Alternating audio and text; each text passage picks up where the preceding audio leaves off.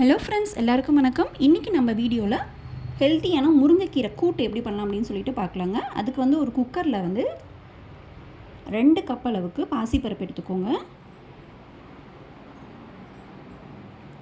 இது வந்து ஒரு டைம் நல்லா வந்து வாஷ் பண்ணிக்கோங்க. தண்ணி ஊற்றி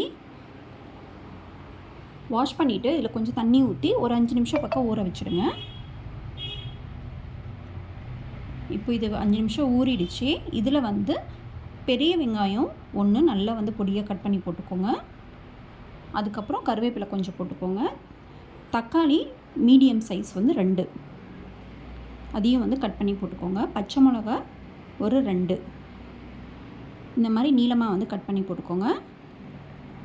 அதுக்கப்புறம் புளி ஒரு சின்ன துண்டு சைஸில் வந்து புளி போட்டுக்கோங்க. அதுக்கப்புறம் மஞ்சத்தூள் 1/4 டேபிள் ஸ்பூன் போட்டுக்கோங்க. மிளகா பொடி 2 டேபிள் ஸ்பூன் போட்டுக்கோங்க. காரம் வேணும்னா இன்னும் கூட நீங்கள் ஆட் பண்ணிக்கலாம்.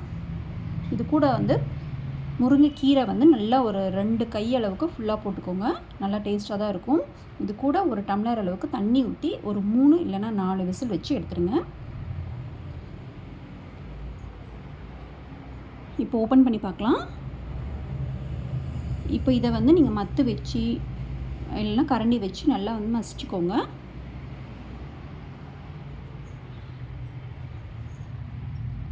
பாசிப்பருப்புனால நல்லா வந்து சீக்கிரமாகவே வந்து குக்கரில் வந்து வெந்துடும். நல்லா வந்து சாஃப்டாக வெந்துடுச்சு.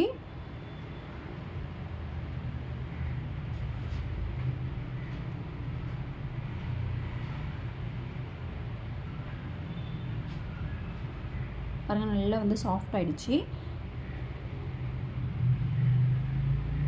இப்போ இதில் வந்து உங்களுக்கு எவ்வளோ தண்ணி வேணுமோ அவ்வளோ தண்ணி வந்து ஊற்றிக்கோங்க. நான் ஒரு டம்ளர் அளவுக்கு, பெரிய டம்ளரில் ஒரு டம்ளர் அளவுக்கு தண்ணி ஊற்றிருக்கேன். தண்ணி ஊற்றி நல்லா மிக்ஸ் பண்ணிக்கோங்க. ஸ்டவ் வந்து ஆன் பண்ணிக்கோங்க.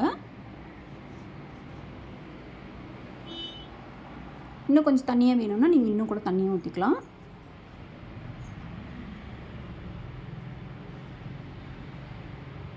அப்புறம் தேங்காய் வந்து ஒரு 1/2 கப் அளவுக்கு நல்லா அரைச்சி ஊற்றிக்கோங்க. தண்ணி ஊற்றி அரைச்சி ஊற்றிக்கலாம். நல்லா டேஸ்ட்டாக இருக்கும்.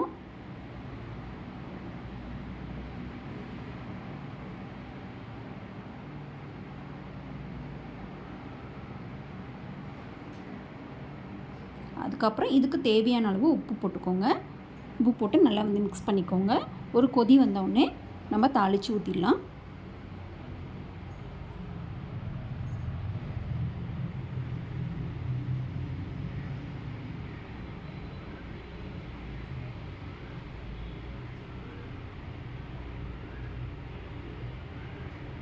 இப்போ இதை வந்து தனியாக வந்து தாளித்து இதிலே வந்து ஊற்றிடுங்க.